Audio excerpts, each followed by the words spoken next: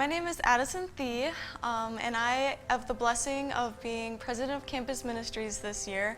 A part of my story, I kind of wanted to share somebody else's story of how somebody has profoundly impacted my faith and kind of their story and how they've affected me. So growing up when I was really little, I was raised in a family that we went to church but didn't really talk about God outside of church. And so I was never really exposed to Jesus as at a very young age. And we didn't always have the best home life. Things weren't always safe for me to be home, and we didn't have a lot of money, so I spent a lot of time at my grandparents' house. And my grandma served as my kind of daycare teacher. I didn't go to preschool, we went to her house, and so I was there quite often. And she actually bought me a Bible when I was 3 and wrote in it, "For when you learn how to read one day, this is for you." So right when I started to learn how to read, I started to read that Bible. And when we were at her house, she would have Jesus time and just talk to me about Jesus at a very young age when I didn't have exposure to it outside of there.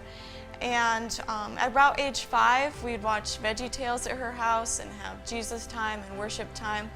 And she asked me after one of the videos if I wanted to accept Jesus. And I was like, yeah, I've been reading about him in this awesome book you gave me. And so she was there when I accepted the Lord at a very, very young age, and continued to encourage me throughout elementary school.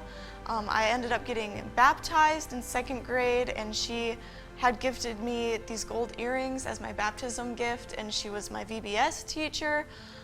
She was also my youth group teacher, and I was in Bible studies that she held. I was usually the only kid, but she just really continued to encourage me. And it was about in middle school when I realized, after I had lost a lot of people in my life due to different illnesses, I had felt this calling to go into ministry, and realized that God was calling me to be a hospital chaplain, which at such a young age was a crazy calling. And she was 100% there supporting me every step of the way. And it was really encouraging to have someone coming right alongside you and encouraging your faith journey like that. When I got to my senior year of high school, I had been involved in lots of ministry opportunities and really gotten to know the Lord through her and through her story. And my senior year of high school in March, right about when COVID hit, my grandma was diagnosed with stage 4 ovarian cancer. And that was really scary, especially at the beginning of COVID when I wasn't able to see her very often. And it was at that point where I had decided that I was feeling called to stay in Sioux Falls and go to USF so I could be close to home if needed. And seeing her get the diagnosis and still continuing to hold Bible studies and share her story was extremely inspiring to me. And I was able to really see God at work through the things that she was doing and the hope that she had in Jesus.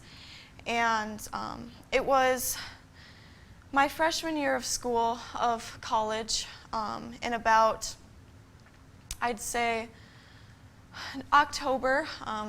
She'd had cancer for about 2 years then. She finally had lost her hair and had gotten really sick, and she still was holding these Bible studies and went out and bought these cute wigs to show everyone hey, I'm still so strong. And in that January, she was actually marked cancer-free this past January.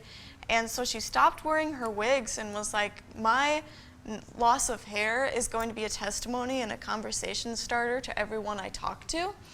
And so that was super inspiring to just see how she was so willing to use it in conversations. Then in about this past March, the cancer had come back fully, and she had gotten really sick, and they told her that things were spreading to other places. And it was in May when she had realized that treatment was not helping her anymore. So they, when she was experiencing lung failure or kidney failure, they put her in hospice. And I had been planning to go out to Colorado that summer, but my grandpa had asked me to move in with them to be her full-time caretaker.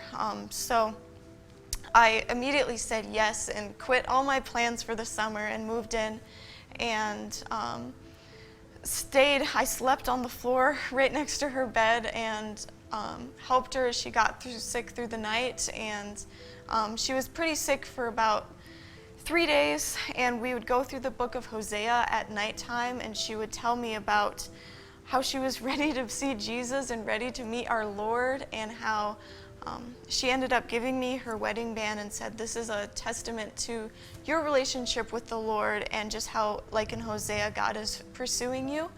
And she had told me, she goes, you know, at my funeral, she had this video of her singing Loving My Jesus, and she asked me for us to have it played for her so she could, that song is about the people around her loving Jesus and how that's all she wanted to see. And the fact that that's all she wanted for her legacy to continue was incredible. And I told her, I said, you know, I'm really gonna miss you. And she said, I don't know if you can miss people in heaven, but I'm gonna find a way to miss you too. And I said, I'm jealous you get to meet Jesus before I do. And I said, as soon as I get there, I'm gonna run and find you and give you the biggest hug. She goes, I'll be waiting for you. And that next day, my brother graduated high school, and my fiance proposed to me in her backyard for her to see.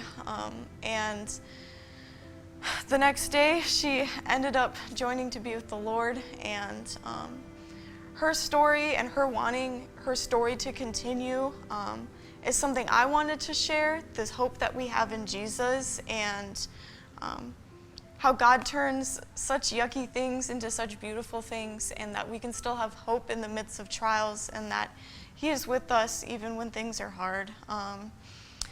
So yeah, that's a lot of my life in the past few months in a nutshell. If you would like to talk to me about any of this, I'm more than happy to. I want to continue to share her story to everyone else because that's what she would want, and I feel like that's what God would want. So thank you.